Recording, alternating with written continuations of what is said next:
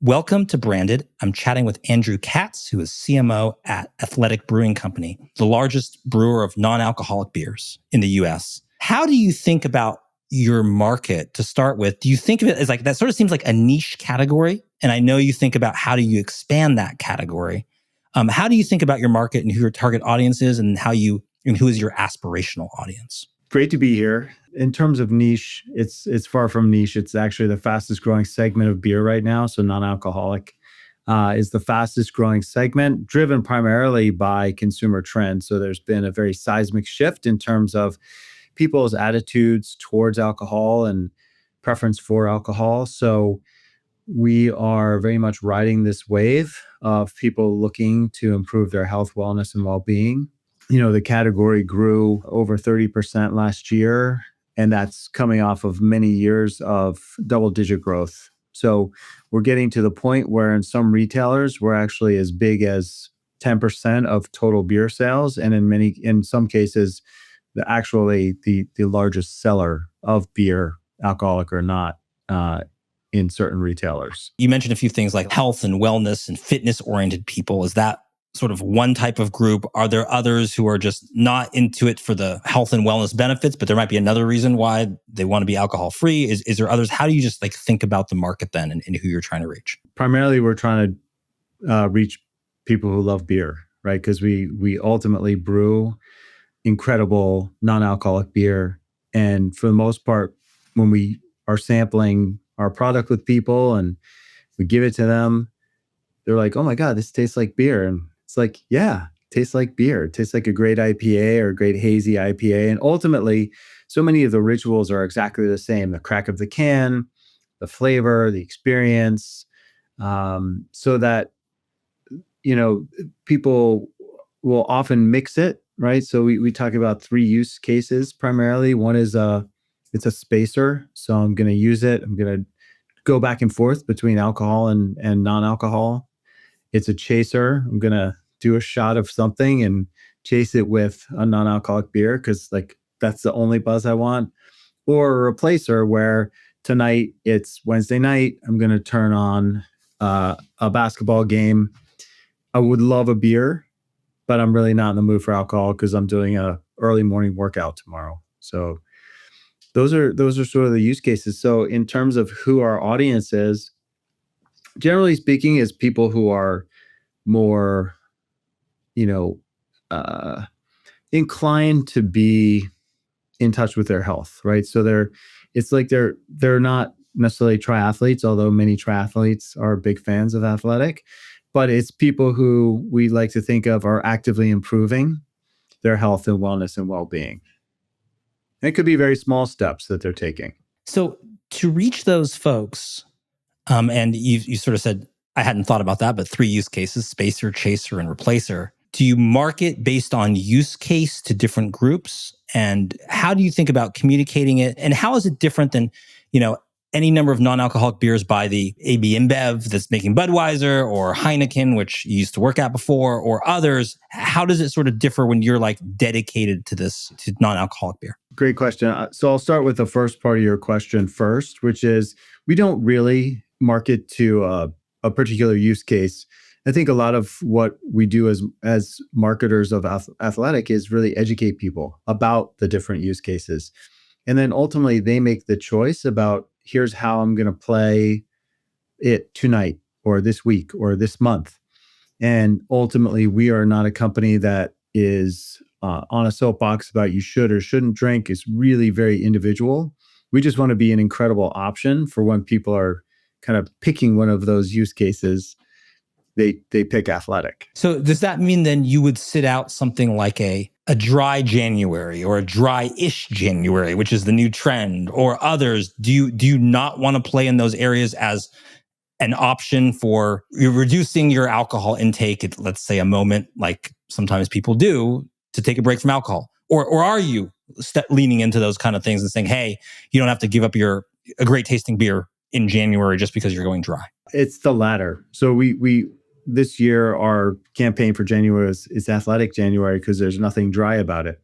So we didn't want to give consumers, it's like an all or nothing, right? Because you can still go through the month of January, really reduce or get rid of alcohol for the month. But it's not a hardship. It's actually quite delicious and enjoyable when you're drinking great tasting athletic beers. So we generally don't lean into like sober. Sober is a word that we're not really fond of, because for people who are sober, for whatever reason they choose, that's awesome. But that's not like how the company comes at it. We really come at it from the lens of, this is really about choice and giving people great choices for however they want to do it.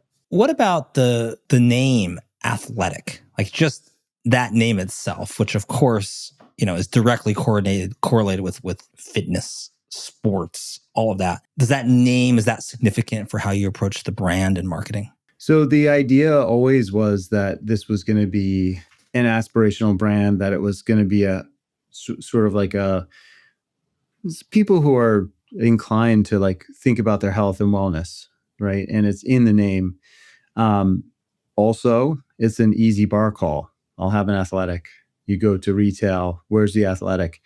We even built a whole campaign called It's Athletic, ask for it. Because there is still the social stigma in certain situations where if you say, I'd like a non-alcoholic beer, people are like, oh, everything okay? You all right? And so we wanted to just kind of remove that from the conversation. It's just like, I'll have an Athletic. And then sort of, if you're out at a bar, a lot of people are like, oh, that sounds great. I'll have an Athletic too. So it was very much designed to be a very easy to remember, very aspirational name for the brand, for the company, for the product. And what about just comparing a non-alcoholic beer to something like, let's say, the positioning of a Michelob Ultra, where Michelob Ultra meant to be like a low calorie, low carb. I'm gonna drink, by the way. Okay. You're allowed to on this podcast. There you go. And certainly your own product for sure. What about that for the positioning of something like a Michelob Ultra, which does have a similar, just comes at it at a different functional way, right? But low calorie, low carb. It's sort of marketed to runner types and things like that. So you can, maybe similar type of audience, or am I wrong on that? Is it totally different? No, I mean, I think, having worked in beer for a long time, I think they're one of the very few brands that tried to bring a wellness orientation to their product. I think over time, what's become clear from wearables, from a lot of the science that's out there, is that alcohol, generally speaking, isn't really that good for you, right?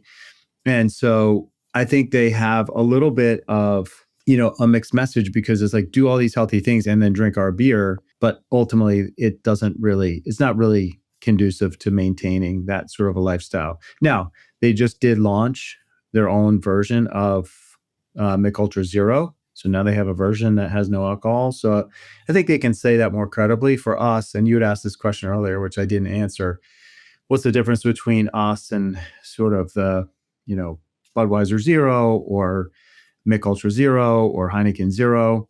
I think the big difference is that we're fully committed to it. I mean, you had also said that it's something that really drives the company. It was born out of this one single idea that Bill Shufelt and John Walker had about how can we create really world-class beer that just doesn't have alcohol in it. So everything that we do is about how do we make that experience so great and rewarding for consumers that they keep coming back. So our process is unique to us, where we don't remove anything. It's fully fermented beer that we've made changes to the process so that what you tastes like beer. A lot of the conventional brewers will brew their beer, burn off the ethanol, and then they'll add back in natural flavors. So they've sort of manipulated it in a different way. So for us, it's 100% of what we sell. For a lot of the macro brewers, it's less than 4% of what they sell. So they're still very focused on their alcoholic portfolio. So they're never committed and invested in it the same way that we are. What role does sort of marketing insights play in what you do? I'll give you an example, because we've worked a lot. We have a global marketing agency called Top. We've worked a lot in the beer space. Budweiser has been a client over many years for us. One of the insights that came out of Budweiser research was that people said, when you drank a Budweiser at a bar, you were chatted up more at the bar.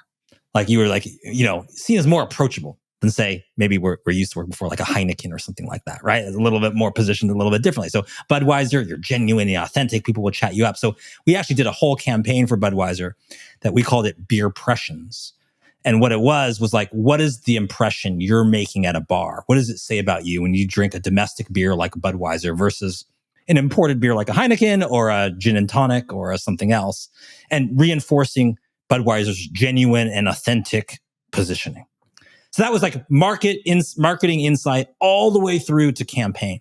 Is there any kind of insight that you've had from the data or from panels or focus groups that really manifested itself in the marketing that you do?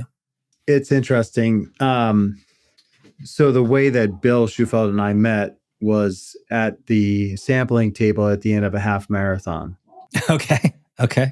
I've been at many of those. You do like the hot chocolate half marathon, you have hot chocolate, and you do this one, you have a different sort of prize at the end for making it through. So, I think his insight when he first started the company was, I'm going to go to where people are open to trying something new, where people are looking for refreshment, where people are looking for, a better way to, kind of finish the race.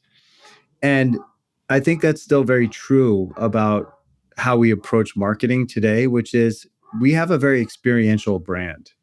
And so much of our focus is getting in front of, drinkers, whether it's at the end of a finish line or at a concert, and really having them experience the brand for themselves. The best marketing in the world is never going to convince somebody the way that getting that can in their hand and having that interaction. And so that's really the cornerstone of what we do. It's very high touch, not super scalable in the way that you can buy digital media, but it's super effective. And that just really the insight that we have is. And are you doing that at like literally half marathons where you met, or like fitness oriented events? That's where you want to be. Yeah, well, we also just recently signed a 3-year deal with Live Nation. And we're at over 117 venues of theirs, including amphitheaters and shows. And we were at Brooklyn Paramount sampling last night before the concert that played there. So I think the idea is that there's just this shared value that we have with people who gravitate towards the brand. I think they love live experiences. I think they love fitness and music and other things, and they also love beer, right? And you put those three things together, and it's a different experience than watching a commercial or getting served an ad on Instagram. And at those events, do you try to do pairings? I mean, you're pairing with the experience, but for instance, for our work with Budweiser, we know that like, hey, buds and burgers is an important pairing that is going to be drived over. So if it's Labor Day, you're going to have a burger. We want to reinforce that it's really not complete unless you have a Budweiser with that burger. Do you think about those as well? And are there other associations besides just the fitness association, which you've already talked about, that are important for the positioning of the brand? Beverages are like typically consumer will have a need state, like I want hydration or I want energy or I want relaxation. So I think we function in a lot of ways very similar to conventional beer. Our best selling season is summer, just like conventional beer. It's just that we now are a part of a repertoire for drinkers where they might have a Budweiser and they'll also have an Athletic. So we see ourselves very much as accretive to an experience as opposed to it's a binary, like I'm only doing this or I'm only doing that. And more, if you start going to backyard barbecues, you'll see Athletic in the cooler next to Budweiser, Stella, etc., because people are very much zebra striping, right? They're going back and forth, trying to like whether it's maintaining a buzz or whatever, however they're doing it. So I would say that for us, we're the frictionless beer in that you can literally drink us anytime, right? So like there's never a bad time to have an athletic because you're not having to worry about, oh, I have to go back to the office and I've got a big meeting, or I've got a workout tomorrow, so I need to stop drinking tonight. So we say our tagline is fit for all times. And the reason is because it's really true. And there's plenty of times people are like, oh man, I'd love a beer right now, but I shouldn't. And it's like with athletic, it's like, actually, you can. And I wonder about, I'm always intrigued by brands where the very marketing itself of the brand can influence the use case. I'll give you an example of in sort of the beverages category of someone who's been on the show. I talked with the CMO at Liquid Death. The water, spring water in a can that looks like a beer tall boy and it has an aggressive title, Liquid Death, but it's water. It's sparkling water. And one of the things he said and he talked about was like part of their existence is so that, and how they got their start was you'd be at concerts, it'd be these like heavy metal bands that are on stage and they want to look tough, but they actually just need to stay hydrated. It's hot out there and they can't play well and they don't want to be knocking back alcohol because it's going to affect their performance. And so really their need state was like looking hardcore, but drinking water. And that has influenced everything they do because a lot of what their brand positioning, their marketing is to like really emphasize, we're here to sort of like entertain, turn things on its head. Everything stems from that. So it's like the functional delivery of the benefits is hugely influenced by the marketing and the brand. And maybe not to that extent of that's such a name that's so hard, but it sounds like you're doing a similar thing here with this ask for an athletic, not just a non-alcoholic beer, or trying to define yourself as the absence of something rather than we're for something. Yeah, no, I think that's spot on. First of all, I think what Liquid Death has done is remarkable. I think they're an entertainment company that happens to sell water. And, they're really good at entertaining, to your point. As far as, how we approach it, it's, I think we want to try and remove any stigma, right? There's nothing weird or controversial or strange about having a beer with no alcohol.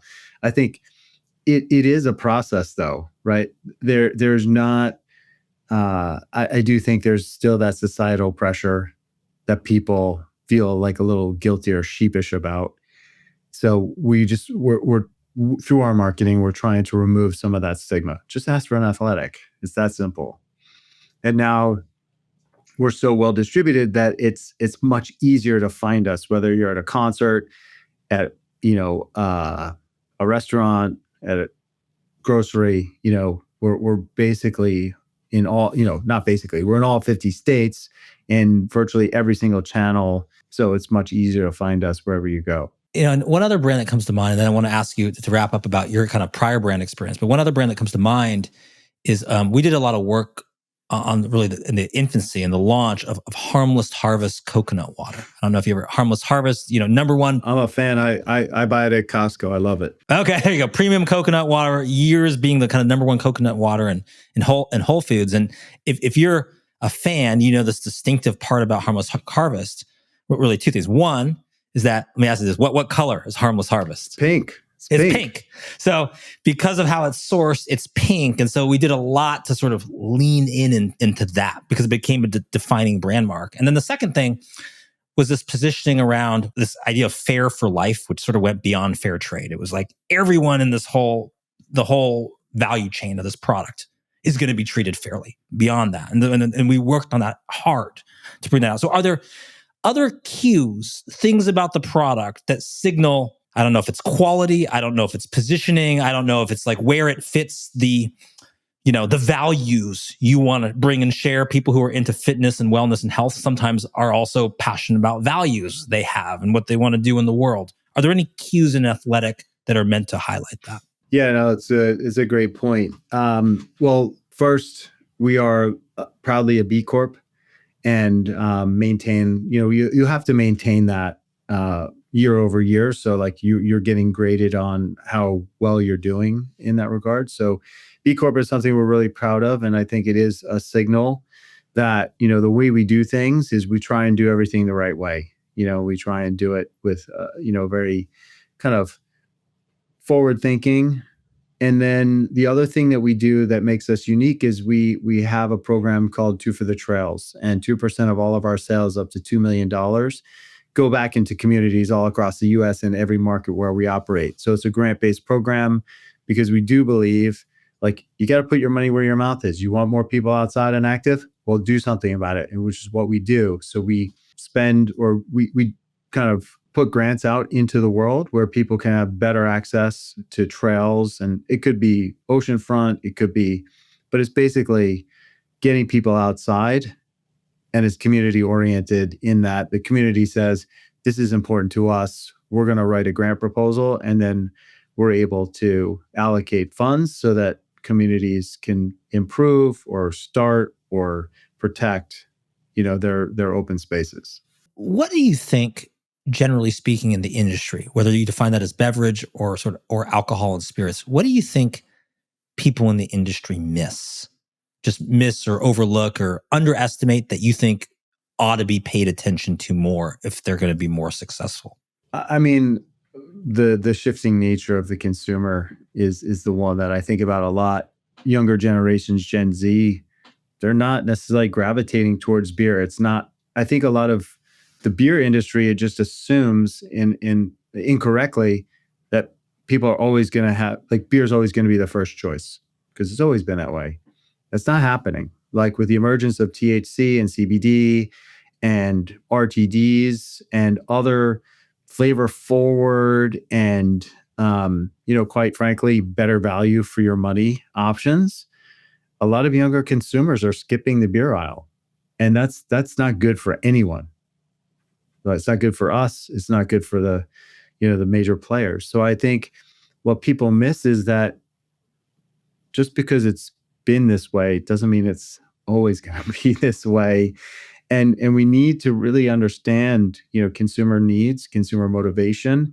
And also, I mean, given what's happening again in the economy, like people are going to seek rationality. Like if I can get this product for this price and it's got this much alcohol in it versus this product at this price with this much alcohol, I may gravitate towards something that's not beer because I feel like I'm getting more bang for my buck. And again, I'm talking about the duality here of it's not just like we don't operate in a vacuum where people are only looking for NA beer. We operate in the same marketplace. So we also have to make sure the value, perceived value to our drinkers is there. Like the experience is great, packaging, consistency, all of those things is why people come back. And and I know, like great marketing can get you to try almost anything. But a crappy product is recipe for disaster because I try it, it's bad, I never go back to it. Right? So you have to complete that circle. And I think our product is really outstanding so that once people do try it, are aware of it, do try it, we have a lot of recurring business because people are really satisfied with the experience. You mentioned the importance of sampling, getting the product in the hands of people in your marketing channels. Is there a marketing channel that you don't do now that you'd like to do in the next couple of years? Is there something that's aspirational for you marketing channel wise? Not really. I mean, we really do run the gamut of, everything from CTV and linear to audio to podcasts. I think we take a very varied approach simply because it's not my idea, but it's something I pay a lot of attention to. But the attention economy is real.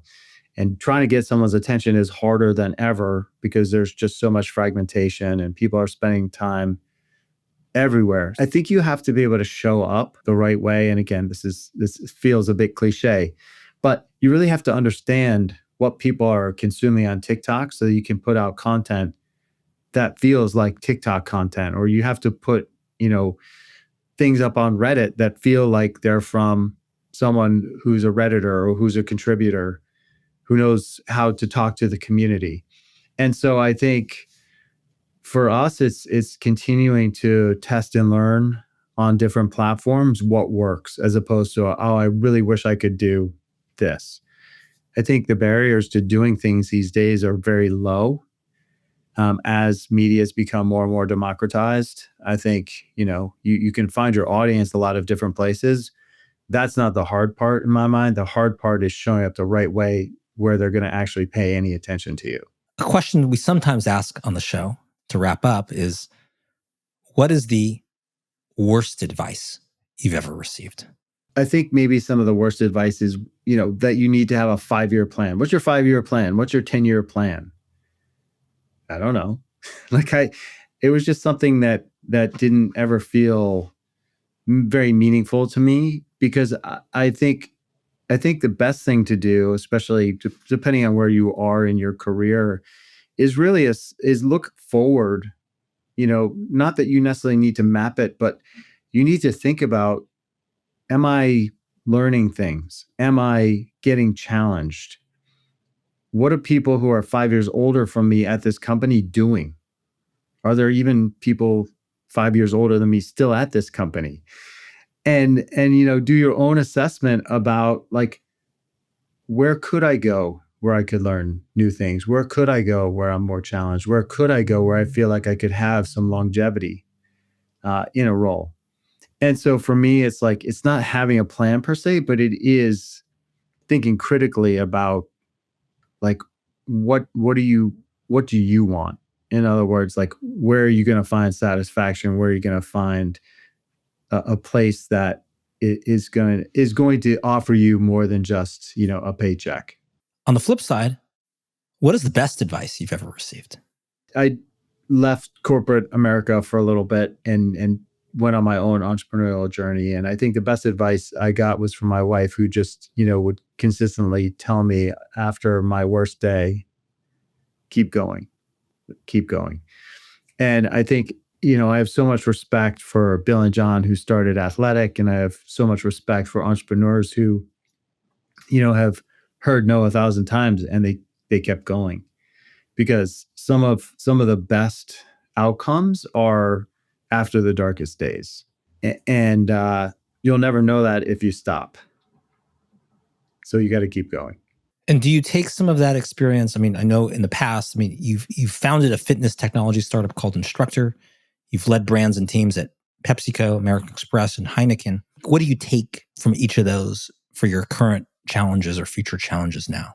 I mean, I was really extraordinarily fortunate in that in every one of those companies, I was surrounded by people who were significantly more talented, significantly smarter than me. And a lot of, I think what I benefited from was just learning, observing, listening, hearing how they did things, seeing what they, how they approached different problems, and just sort of, internalize that or saved it for a rainy day. And I still will, like, think back to different experiences or different people I was with and think about, like, how they handled certain situations. And, I pull that forward because there's just so many great learning experiences if you pay attention. Right. And I think the key is it's not so much that you're on your own individual mission. You are part of a team, and in most marketing teams, most marketing orgs, pay attention to, the people around you. Listen to the people around you. Don't always feel like you have to have the best idea in the room or you're going to prove you're the smartest person. A lot of times you're not. And a lot of times the smartest thing to do is just observe, listen, learn, and then pull that forward later on in your career when you recognize a pattern or situation that's familiar. Well said. Andrew Katz, CMO, Athletic Brewing Company, and let's grab an athletic sometime. Yeah, I beat you to it. Cheers. Thanks for joining us. Cheers.